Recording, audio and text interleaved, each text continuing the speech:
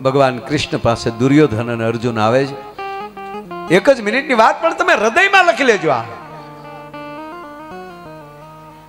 મહાભારતનો નિર્ણય થઈ ચુક્યો છે.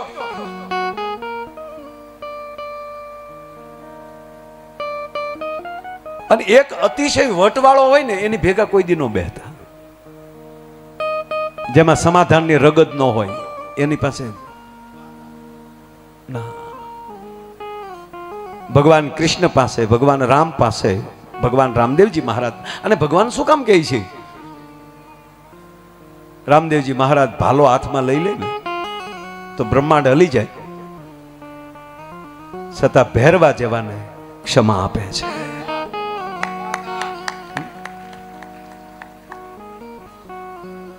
ભગવાન કૃષ્ણ હાથમાં સુદર્શન ચક્ર લઈ લે તો બ્રહ્માંડનો ગોળો તોડી નાખવાની જેનામાં તાકાત છે, છતાં શિશુપાલની હોહો ગાળ્યો સહન કરવાની એનામાં તાકાત છે. ફૂઈનો જ દીકરો શિશુપાલ, કોઈ બીજો નહીં બાપુ. ફૂઈ આવીને ખોળો પાથરે, ગોપાલ, ગોવિંદ, મારા દીકરાને બોલ્યા હું જોતો નહીં. બુવા, ફોઈ, હું બને ત્યાં સુધી એનાથી આઘો રહેવાની કોશિશ કરીશ. મને એના લખણની ખબર છે. પણ એટલું કહું બુવા, જાઉં તને વચન આપું, બીજાના મોઢે જે બોલે એ કોઈ દી નહીં સાંભળું, પણ મારી હાજરીમાં 100 ગાળું દેહે ને તોય હું તારા દીકરાને 100 ગાળ સુધી હું એનો વાળ વાંકો નહીં કરું. જા. અને એ જ શિશુપાલ ભરી સભામાં આવે અને ભરી સભા એવી હતી બાપુ કે એની અંદર અધ્યક્ષ સ્થાન, કોઈ સભા હોય એમ આપણે દરખાસ્ત કરીએ કે આજની સભામાં અધ્યક્ષ સ્થાન તરીકે હું ફલાણા ભાઈને ઘોષિત કરું છું, આ મારી દરખાસ્ત. એટલે બીજો માણસ ઊભો થાય કે હા એમને અધ્યક્ષ સ્થાન આપ્યું એનો મને ટેકો છે, પછી સભા ચાલુ થાય. ભગવાન કૃષ્ણને દાદા ભીષ્મ જેવા દરખાસ્ત મૂકે છે કે આજની સભાનો અધ્યક્ષ નારાયણ કૃષ્ણ હોવા જોઈએ, અને અધ્યક્ષ બને છે એની પૂજા કરવામાં. અને અહીંયા હજી પૂજા થાય ન થાય, જે સભામાં ભીષ્મ છે, કૃપાચાર્ય છે, દ્રોણાચાર્ય છે, કર્ણ છે, બલરામજી પોતે છે એ સભામાં, 5 પાંડવ છે. આન શિશુપાલ પ્રવેશ કરે છે કે લાજે મરો બધાય, એક આ ગોવાળિયાને તમે અધ્યક્ષ સ્થાને બેસાડ્યો, આ સભાનો ફલાણો અધ્યક્ષ હોવો જોઈએ, આ સભાનો ફલાણો અધ્યક્ષ હોવો જોઈએ. આવા હજી શિશુપાલો છે. એમનો માનતા મરી ગયા, વધી ગયા બહુ. ગામમાં કામ હાલતું હતી, બેઠા બેઠા વાતો કરતા હોય, એ આમ ન હોવું જોઈએ, આમ હોવું જોઈએ, આમ કરી ખોટું કીધું છે, તારી કરી સત્યનારાયણની કથા તો કરી લુખેશ. અરે ગામમાં એક ગામની વાત કરું છું. ગામમાં ભંગાર વાળો આવ્યો ભંગાર લેવા માટે. છે કોઈ ભંગાર છે ત્યાંય ભંગાર. એક બેને કીધું છે ખરો, પણ ઓફિસે ગયા. હું પાછો વળી ગયો વાતમાં.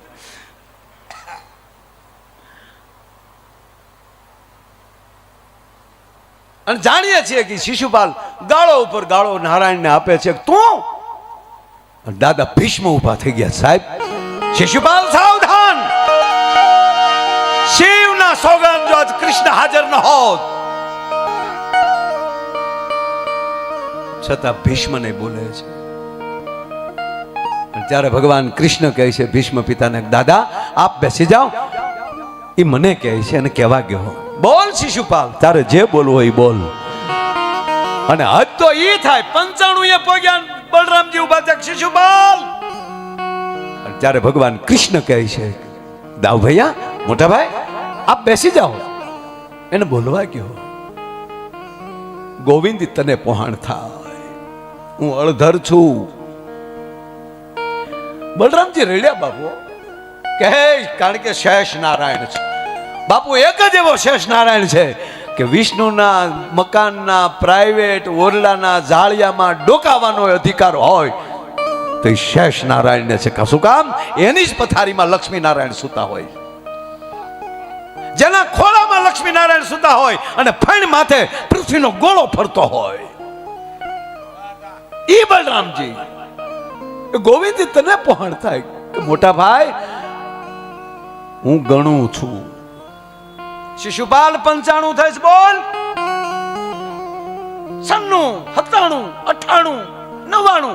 સાવધાન શિશુપાલ, એક વધી છે. એક વધી છે આમ કીધું ને, જે આંગળી હેઠી નો થઈ ને ત્યાં હોમી પૂરી થઈ. બાપુ ફરજો એમ સુદર્શન નું આવાહન ન કરવું પડ્યું. આંગળી માલી ક્યારે શ્રાડ દિન સટકી ગયું.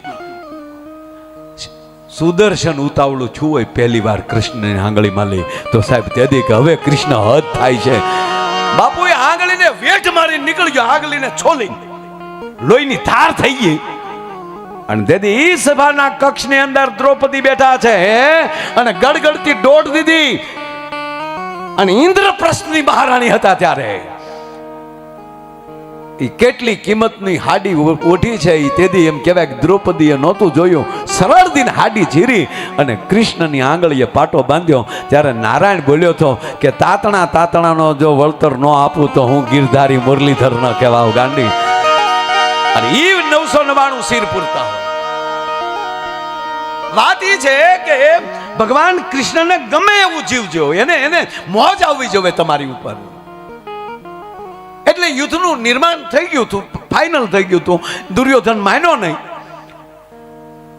દુર્યોધને મૂછ ઉપર તા નાખીને કીધું હતું કે કેટલા ગામ કહેશો? કે 5 ગામ. હોના નાકા જેટલી નથી દેવી થાય કલ. પછી તો એ મોટી ચર્ચા, એમાં નથી જવું. અને નક્કી થઈ ગયું. સમાધાન કરવા માટે કૃષ્ણ આવ્યા હતા કે હું કોઈ તમારા વચ્ચેનો માણસ નથી, પણ મને ભરોસો છે કે હું જે નક્કી કરીને જાય ને એ મારા પાંડવો સ્વીકારી લેશે. વાત એ છે કે ભગવાનને તમારી ઉપર ભરોસો હોવો જોઈએ. કાને સુખ આપી દુઃખ આપી એમાં કઈ હલશે નહીં. એ મને ભરોસો છે, એ સ્વીકારી લેશે. ટૂંકીને ટચ વાત એટલી બાપુ, યુદ્ધ નક્કી થઈ ગયું. હવે કૃષ્ણને કોના પક્ષમાં રહેવું એ પોતે નિર્ણય નો આપ્યો. એણે એક બાજુ પોતાની નારાયણી સેના, ભગવાનની જે નારાયણી સેના હતી, યાદવો બધા, એક ના બાજુ નારાયણી સેના રાખીને એક બાજુ એકલો ભાગ પાડી દીધા કે એક બાજુ હું એકલો, એક બાજુ નારાયણી સેના. અને મને જે માગો એ અત્યારથી કહી દઉં, હું હાથમાં હથિયાર નહીં લઉં યુદ્ધમાં. ને અર્જુન માગ, દુર્યોધન કે મર્યા આ જો માગી લેશે સેના, આ તો આ કઈ બાજશે નહીં, લડશે નહીં, તો આપણે આને શું કરવા? અને આ પાછું અર્જુનને માગવાનું કીધું ને, એ જો અર્જુન સેના માગી લેશે એટલે દુર્યોધન ઉતાવળો થઈ ગયો કે નહીં કૃષ્ણ હું પેલા આવ્યો તો. કે વાત તારી સાચી, પણ મેં ભાડ્યો પેલા અર્જુનને. ધરાર પેલા અર્જુન પાસે મંગાવે છે. દુર્યોધનને જેણની થઈ ગઈ બાપુ પગમાં, હાય હાય હાય. અને એની એક ક્ષણે ભગવાન કૃષ્ણના પગમાં પડી અને અર્જુન કહે છે કે તું હથિયાર લે કે ન લે મને એને કોઈ પરવા નથી, પણ મારે તું જોવે છે. અને ફરીવાર બાપુ અર્જુન કહે છે, અર્જુનને કહે છે ભગવાન કૃષ્ણ, અરે ગાંડો થામા, એટલે જ મેં તને પહેલા માગવાનું કીધું અને તે મને માગીને તું શું કરીશ? હું હાથમાં હથિયાર નથી લેવાનો અર્જુન. તા દુર્યોધન કે ના ના એ બરાબર માગ્યું, બરાબર માગ્યું, બરાબર માગ્યું. અર્જુન પગ પકડીને રડે છે, ગોપાલ મારે તું જોવે છે. કે પણ અર્જુન, કદાચ યુદ્ધમાં મને બાણ લાગે અને હું ધરતી ઉપર હેઠો પડું તો કૃષ્ણ તું મને જીલી તો યકે ને, અને મારા અંત વખતે તું મારી સામે ઊભો હો. આનાથી વધારે મારે બીજું હું જોવે છે? અને ત્યારે કૃષ્ણ કહે છે કે સાબાસ. અને છેલ્લી વાત એટલી સાહેબ કે જ્યારે ઈ જ અર્જુન હથિયાર હેઠા મૂકી દે અને ભગવાન કૃષ્ણ કહે છે કે નહીં હાથમાં લે હથિયાર ને જ્યાં ગીતાને અને યુવાનોને ખાસ પગે લાગીને કહું, એકવાર ગીતા વાંચી લેજો, રોજ વાંચતા થઈ જશો. અને ત્રીજી વાત, કોઈ પણ જીવનનો પ્રશ્ન આવે ને, અટવાઈ જાય ને, તો કોઈને ન પૂછતા, કાં સદગુરુને પૂજ્યો, સદગુરુ આઘા હોય તો કેવલ તમારા જગતગુરુ કૃષ્ણને પૂજ્યો.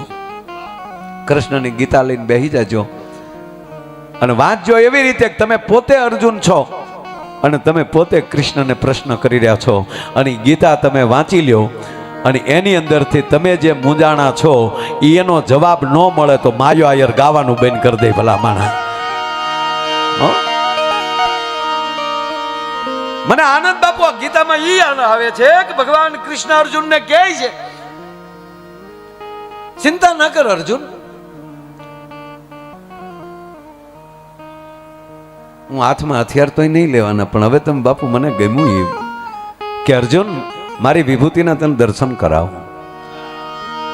વૃક્ષમાં પીપળો મારી વિભૂતિ છે, પ્રાણીમાં સિંહ મારી વિભૂતિ છે. આ બધી વિભૂતિઓના દર્શન કરાવે. પણ યુવાનોને ઈ કહું છું કે કૃષ્ણ જે હવે બોલ્યા ને કે અર્જુન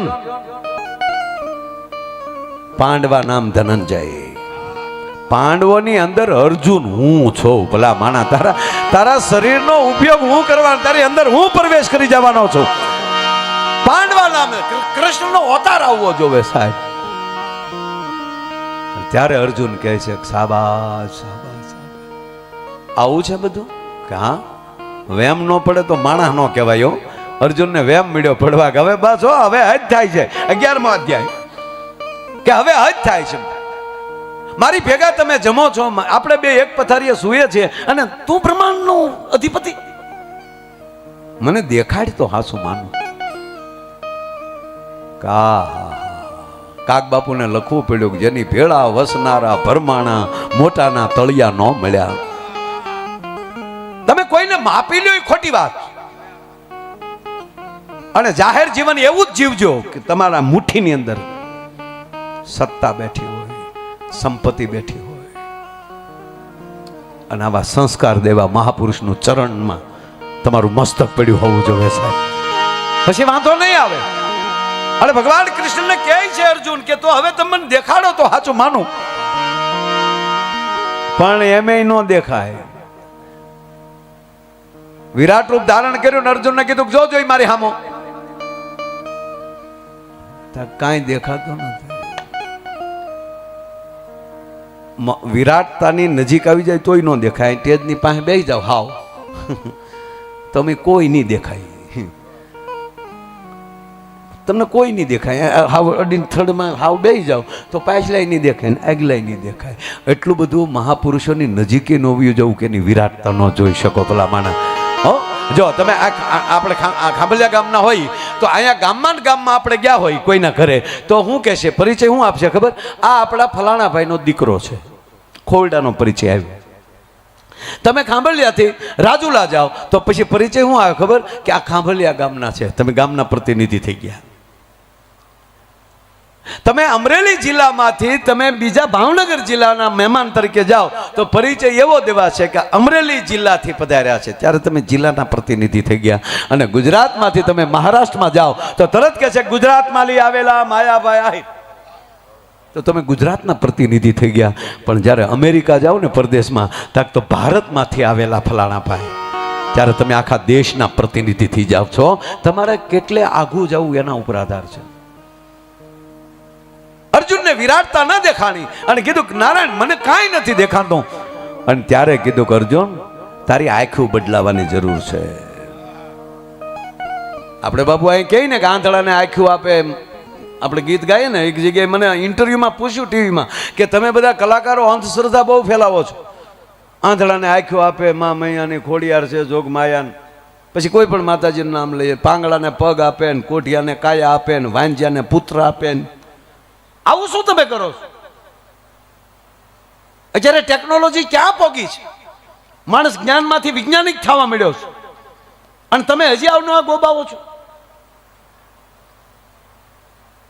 મેં કીધું મંગલ ઉપર ન જાવ કાંઈ વાંધો નહીં, કોકનું મંગલ કરતા થાવ ને. ચંદ્ર ઉપર ન પોગો તો કાંઈ નહીં, પણ એકાબીજીના હૃદયમાં ચંદ્ર બેઠો છે ત્યાં સુધી પહોંચી જાવ ને. જોકે મેં તો પ્લોટે લીધો ચંદ્રમાં, આ વખતે ગયો લેતો આવ્યો. બહુ મોટો પ્લોટ છે, આપણે ડાયરો અહીંયા કરીશું.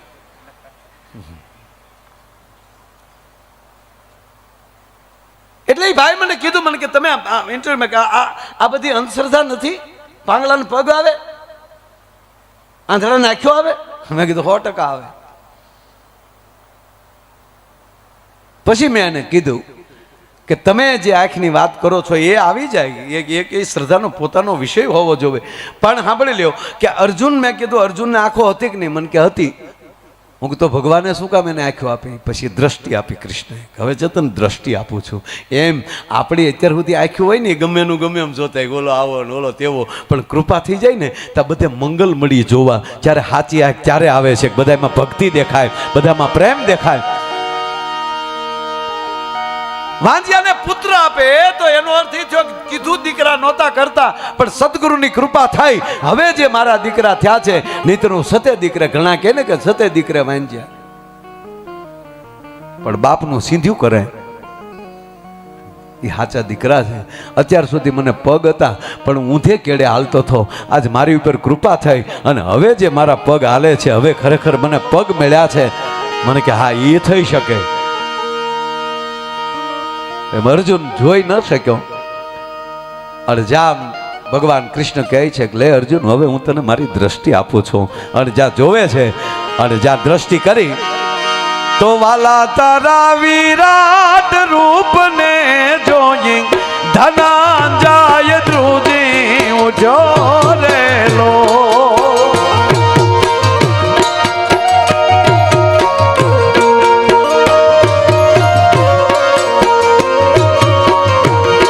હે વાલા તારા વિરાટ રૂપને જોઈ ધનંજય ધ્રુજી ઉજો રેલો.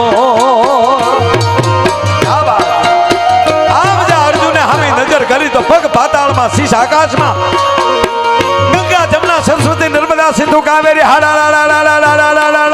હાટ કરતી જેમ સાગરમાં જાતી હોય એમ કુરુક્ષેત્રના ચારે છેડાને નારાયણની ડાબી દાઢમાં દબાઈ ગયેલા જોયા. અને અર્જુનની કાયા થાર થાર થાર થાર મળી ધ્રુજમાં. વાલા તારા વિરાટ રૂપને જોઈ ધનંજય ધ્રુજી ઉઠ્યો રેલો.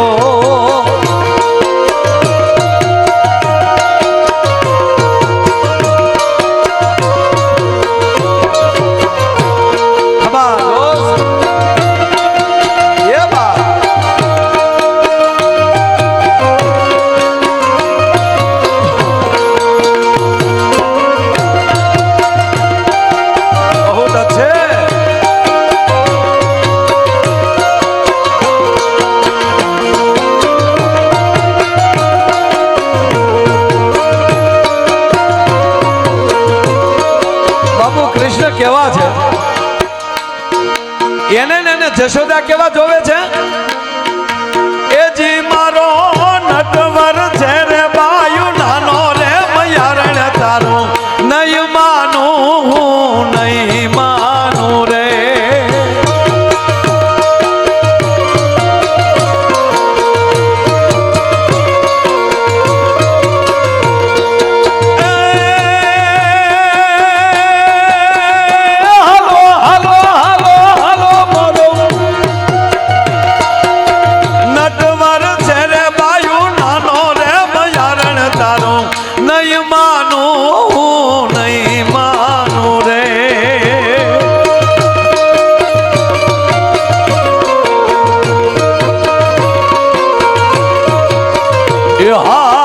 સાત દિવસથી તો શીખ્યો છે હાલતા, 7 દિવસથી ઈ શીખ્યો છે હાલતા.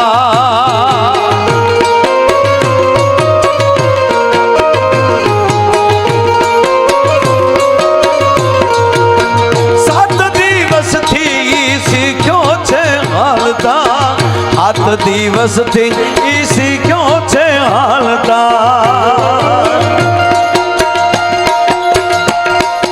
કેવો હશે જ્યારે માં જશોદા પાસે કેવો છે?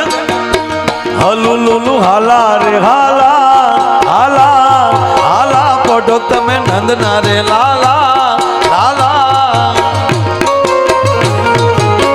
7 દિવસથી તો શીખ્યો છે હાલતા, 7 દિવસથી ઈ શીખ્યો છે હાલતા.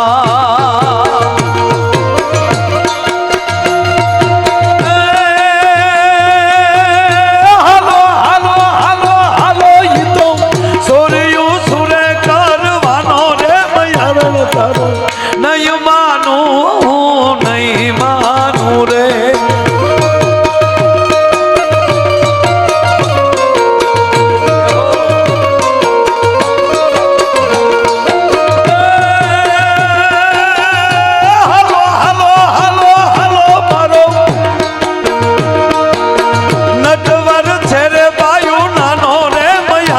તારું નહીં માનું નહીં માનું રે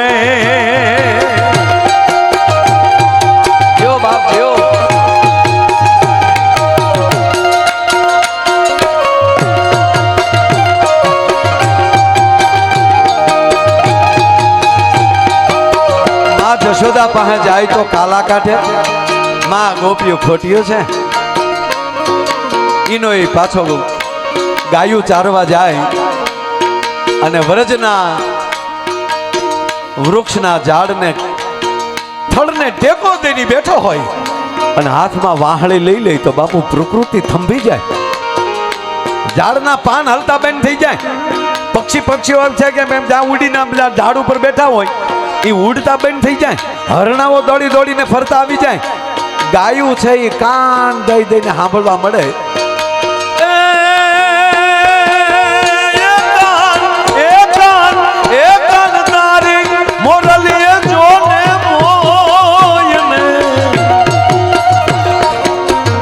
કાન તારી મોરલીએ મોયને ગરવો હેલો કીધો ગોપીઓના વસ્ત્ર ચોરી પણ શકે અને દ્રૌપદીના વસ્ત્રો પૂરી પણ શકે વ્રજમાં વાહણી પણ વગાડી શકે અને અર્જુનની હામો કુરુક્ષેત્રના મેદાનમાં શંખ પણ ફૂંકી શકે હવે આ કૃષ્ણને જોનારા અર્જુને વિરાટ રૂપ જોયું હશે કેવો થયો હશે કે વાલા તારા વિરાટ રૂપને જોઈ ધનંજય ધ્રુજી ઉઠ્યો રેલો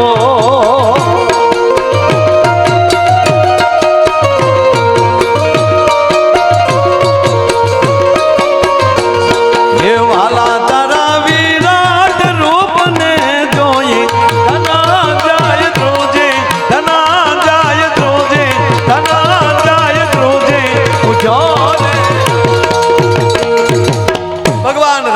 ભગવાન કૃષ્ણ હોય ભગવાન રામદેવજી મહારાજ હોય તો એ બાળપણમાં ભગવાન કૃષ્ણ આવી લીલા કરી બાપુ ગોકુળને ખબર જ નહોતી હો છઠ્ઠીને દિવસે તો પૂતનાનો ગોબો ઉપાડી લીધો